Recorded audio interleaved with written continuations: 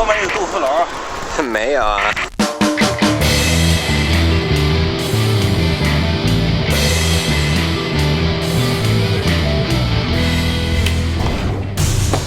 Street food.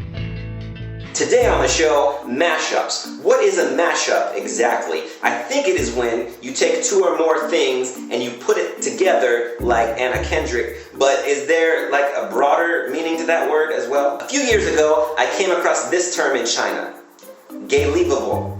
Sounds a little weird. It's using the Chinese expression Geili, which literally means to give power, but actually it means something more like respect. And then mashing that up with the English word, unbelievable. So Chinese peeps are running around saying this thing, that's Geilivable. Only a lot of them couldn't pronounce it right, so they would say, that's Geilivable. And I got confused, I'm like, well, which one is it? And then some of them got even more confused and they would be like, no, that's Ungeili-able, which technically means the opposite of Geilivable. It got messy, okay? And that's kind of my point about mashups. Some of them don't work. Case in point, I tried to create an expression a while back. It's like when you go to a party or something that's cranked up and everybody's wilding out and you can say, whoa, that party was turned low. It's like turned up to 11, turned up to 11, turned 11, leavened bread, turned low. And then if something's only partially tight, you can call it turned slice. It didn't catch on. Let me tell y'all about a mashup that works though.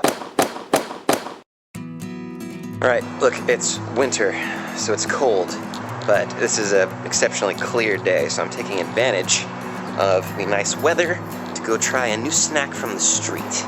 We'll figure out what they got and whether or not I enjoy it. I went out on the corner to try some Dou Hua Pao Mo. Now, if you remember Pao Mo from seasons past, it's like this thick kind of porridge that's made mostly from torn up pieces of bread. This Pao Mo is a little bit different. He soaks these slices of bread and mahua in some very hot doujiang, which is kind of like soy milk, only less creamy. And then on top of that, he adds some tofu now, which is this super soft tofu dish. We've seen that on the show before too. He tops it with some salts, some pickled vegetables, chopped peanuts, chopped leek, and chili oil if you like it spicy. And a touch of jangyo, soy sauce. Finally, he fills the bowl up with the soy milk broth that the bread was cooked in.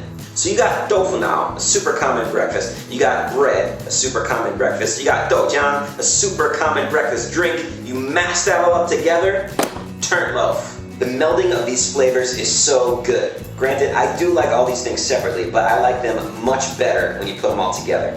You serve it with a little side of pickly spicy cabbage. It is my jam. Seriously, I have never had anything in China that's got this kind of like creamy broth. I really, really liked it. You know, we've been knowing each other for a while. I think now is probably a good time in our relationship to address the communal paper roll. This is a staple of street tables. Usually every vendor has his own, but in a situation like this with all these carts sharing the same table space, it's just one or two rolls of paper, which you're supposed to use for a napkin if you need it, that are like making the rounds between all the tables. You get down on it when it passes by. It's just, look, that's just a little hit of street food culture. But do yourself a favor, when it's cold outside, eat some Dou Hua Pao Mo for breakfast. It is 10 out of 10, absolute recommendation.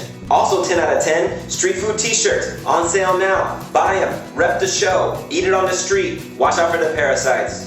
Street food. 你辣子要不要？要，我吃了。辣子能吃啊？能吃。可以吗？可以的。中文说的好很。啊，不是。往啥地方来的？啊，我是美国人。哦，美国。哪儿？是的。你呢？你是陕西人吗？哎，对。啊好。